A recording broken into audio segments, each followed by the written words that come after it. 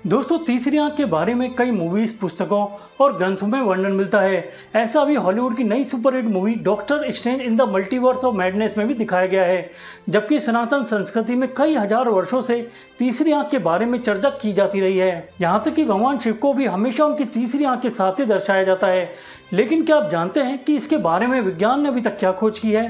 दोस्तों, तीसरी आंख की बात आज हम इसलिए कर रहे हैं क्योंकि आज भगवान शिव की इस तीसरी आंख के बारे में विज्ञान भी काफ़ी रिसर्च कर रहा है। और आज के समय के ज़्यादातर युवा किसी बात पर जब तक यकीन नहीं करते जब तक कि विज्ञान उसे साबित करके ना दिखाए, जो कि एक अच्छी बात भी है, क्योंकि इस तरह से सवाल उठाने पर धर्मों की जो वास्तविकता है वो सामने आती है और समय के साथ साथ स्वार्थी और विधर्मियों द्वारा इसमें जो मिलावट की गई है वो इससे दूर होती है। लेकिन हमें यह भी समझना चाहिए कि आज के विज्ञान की भी एक सीमा है। इसलिए आज भी कई चीज़ें ऐसी हैं जिन्हें आज के समय में विज्ञान की दृष्टि से नहीं समझाया जा सकता। दोस्तों, आज हम भगवान शिव की तीसरी आंख के बारे में बात करते हुए जानेंगे कि भगवान शिव की इस तीसरी आंख पर आज का विज्ञान क्या कहता है। नमस्ते दोस्तों, मेरा नाम है शिव सारंग और आप देख रहे हैं माय ज्ञानालय की सीरीज योगिक मूवमेंट, जहां हम बात करते हैं भारतीय संस्कृति, योग और अध्यात्म की। दोस्तों, जब भी भगवान शिव को दर्शाया जाता है उनके माथे अर्थात फॉरहेड के बीच में एक तीसरी आंख भी दर्शाई जाती है।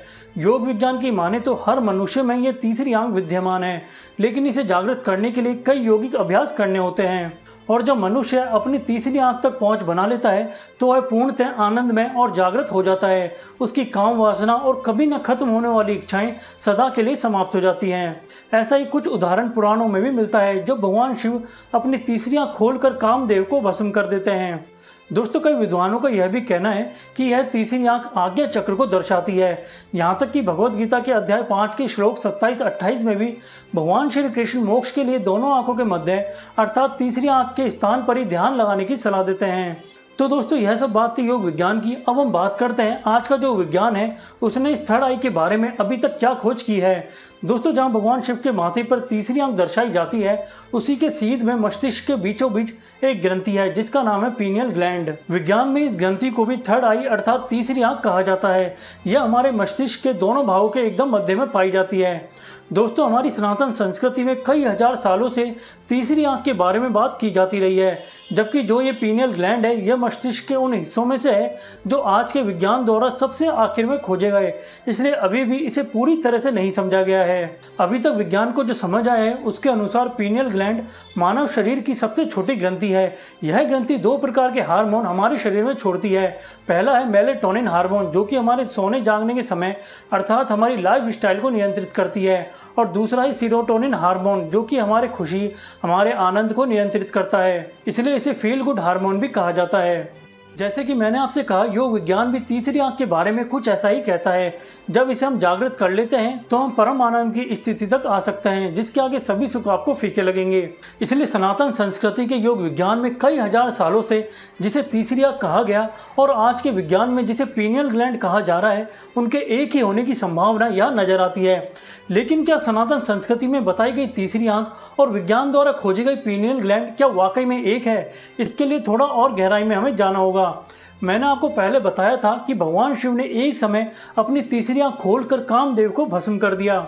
दोस्तों, पीनियल ग्लैंड के कार्यों में से एक कार्य यह भी है। पीनियल ग्लैंड बच्चों की शुरुआत के 7 वर्षों तक काफ़ी एक्टिव रहती है और जो शारीरिक काम वासनाएं उन्हें रोक कर रखती है, जिससे बच्चे का दिमाग इधर उधर ना भटककर बच्चे के खुद के विकास पर फोकस रख पाता है। 7 से 14 वर्ष तक पीनियल ग्लैंड का एक्टिवेशन धीरे धीरे कम होने लगता है और जो वासनाएं पीनियल ग्लैंड ने रोक रखी थी वो धीरे धीरे फ्री होने लगती हैं।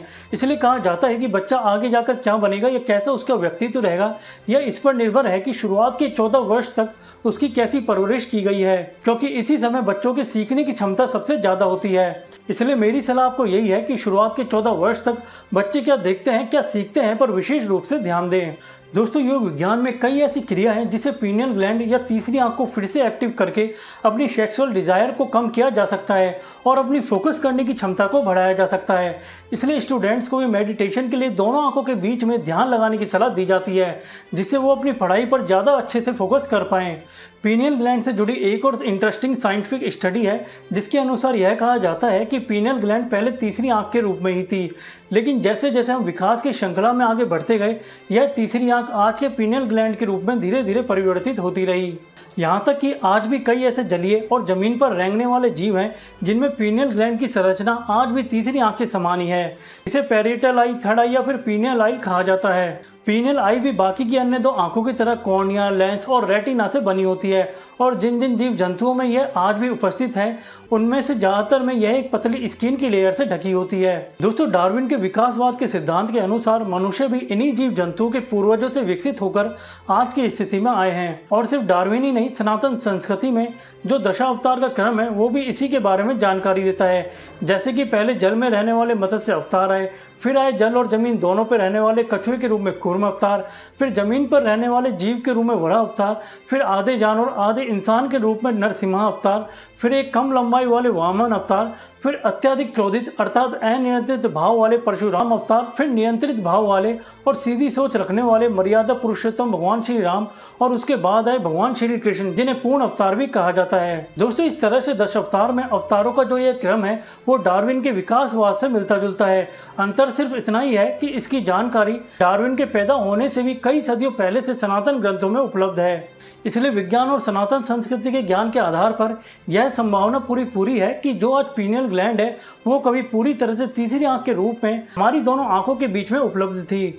साथ में यह भी कहा जा सकता है कि विज्ञान आज जिस तीसरी आंख के बारे में बात कर रहा है और आज भी पूरी जानकारी नहीं जुटा पाया, इसी तीसरी आंख के बारे में सनातन वैदिक ग्रंथों में कई हजार वर्षों पहले से जानकारी उपलब्ध है, जिसे कहीं तीसरी आंख के नाम से बोला गया है तो कहीं आज्ञा चक्र के नाम से उच्चारित किया गया है। साथ में योग विज्ञान में तीसरी आंख को जागृत करने के तरीके, इससे होने वाले फायदे तक के बारे में बात की गई है। यहाँ तक कि कथाओं में भी इससे जुड़ी जानकारी दी गई है जिससे आम जन इसके बारे में जागरूक हो सके।